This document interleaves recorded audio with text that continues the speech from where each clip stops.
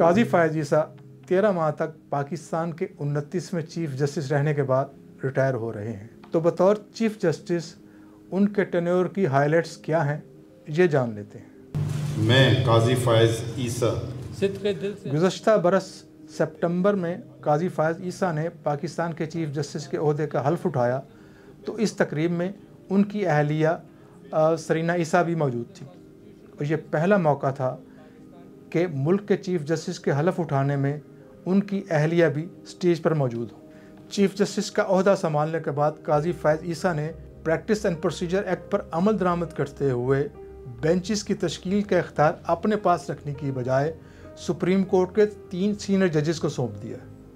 इससे पहले जजेस का रोटा और बेंचेस की तश्कील का इख्तियार चीफ जस्टिस के पास था।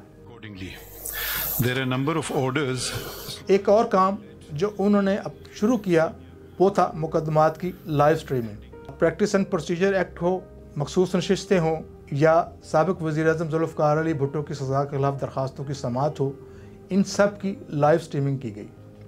लेकिन ये लाइव स्ट्रीमिंग उस वक्त रोक दी गई जब नैब तरामीम के ख़िलाफ़ साबिक वज़ीर-ए-आज़म इमरान खान की दरख्वास्त की समाअत करने वाले 5 रुकनी बेंच में से एक जज ने यह कहा कि इमरान खान इस मुल्क के मकबूल लीडर हैं और ये मफाद आमा का मामला है कि इस मामले की भी लाइव स्ट्रीमिंग दिखाई जाए। लेकिन चीफ जस्टिस समेत दीगर 3 जजेस ने अपने साथी जज की इस दरख्वास्त को मुस्तरद कर दिया।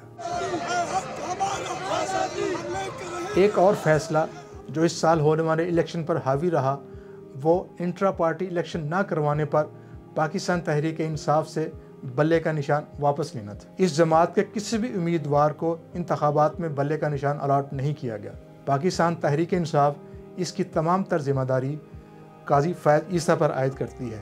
इसी साल काजी फ़ायज़ ईसा ने तौहीन मज़हब के मुकदमे में अहमदी कम्यूनिटी से ताल्लुक़ रखने वाले एक मुलज़म की ज़मानत का फ़ैसला दिया।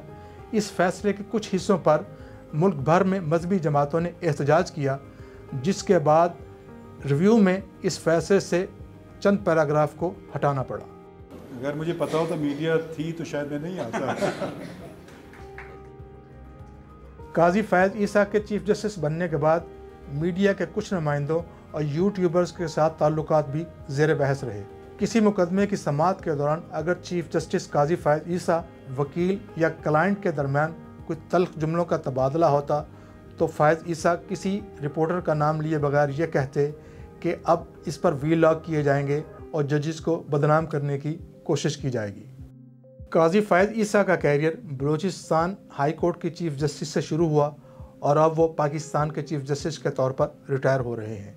इस दौरान उनके साथ कुछ हाई पॉइंट्स और कुछ तनाज़ात भी जुड़े रहे।